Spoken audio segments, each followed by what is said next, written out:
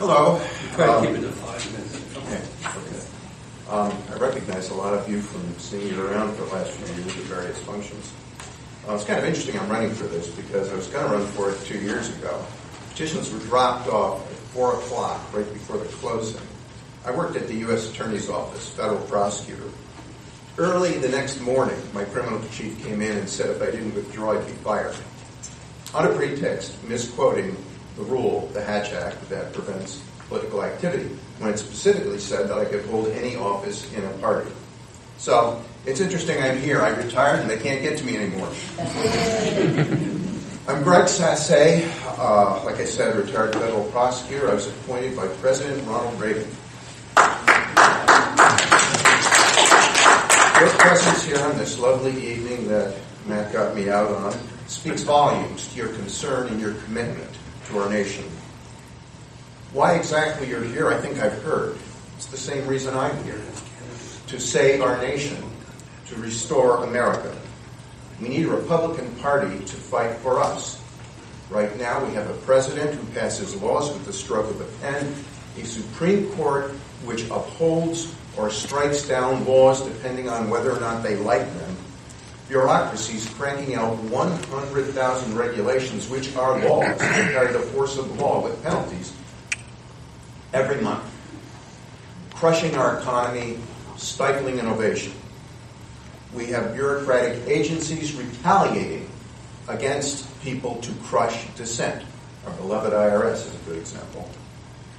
Did I miss something? I thought we fought a revolution to stop this kind of thing. We need another one. Yeah. No? I'm going to get to that later. A peaceful one. Yet here we are again. Why?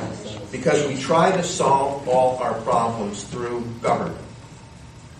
We're drowning in government. Government is not the solution, it is the problem. Amen. Yeah. Government solutions are undermined by unintended consequences always. Not some of the time, always. Consider the poor. For 50 years, we've pumped billions of dollars into the ghettos, urban, rural, Indian reservations, Polynesians in Guam. What have we gotten? The same result. Always unemployment, breakdown of the family, crime, despair, drug and alcohol abuse. The government solution, it's always simplistic. Someone doesn't have money, give them money. Well, whether or not they deserve it, give them money. People usually share a degree of responsibility for their own problems. Without individual commitment towards solving those problems, dumping money on them doesn't help them, it merely enables them and causes the problem to get worse. Consider an alcoholic. If he's not fighting the addiction and you give him more money, what's going to happen? What do you think is going to happen? Even assuming the Browns don't draft him as quarterback. The breakdown... Sorry about that. Browns couldn't resist. The breakdown of the family. When you have welfare regulations that say if there's an able-bodied husband in the household, you don't get any benefits.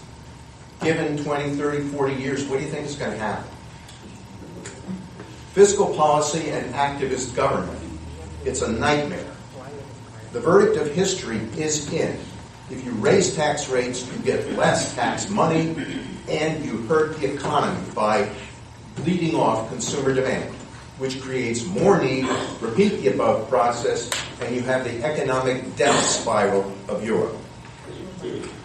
Cut tax rates, you get the opposite. We had a time where we had low taxes and laissez-faire free markets, from the 1700s to the mid-1900s, and our growth rate was twice that of Europe. That's what made us the foremost economic power in the world, able to win World War II. Liberals will say we raped a continent, we had all these resources. Well, Russia has more, and they've done nothing. I remember, at my age, when a little girl with a lemonade stand was a cute kid, not a criminal, violating scores of licensing, permitting, approval, and inspection laws. What kind of a world are we leaving for our children and grandchildren? We need a party to fight this.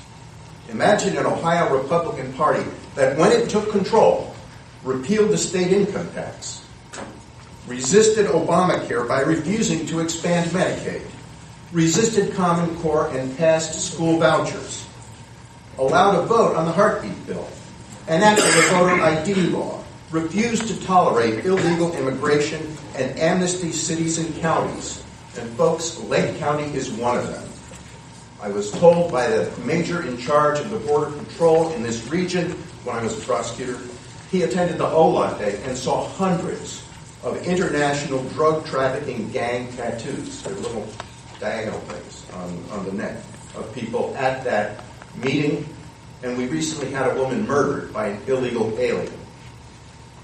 A party which tried to curtail the power of public employee unions. A party which combats regionalism, does not enable it. The time of growing government is over. This is our time. Their time is done. Amen. Regardless of what happens to me, I've already had a career. Regardless of what happens to me, I'm telling you, our work must go on. Don't you agree? Yes. Our cause must endure. You agree? Our hope must live on. And the dream of an America restored must never die. Help me to build a party that will do that. Thank you.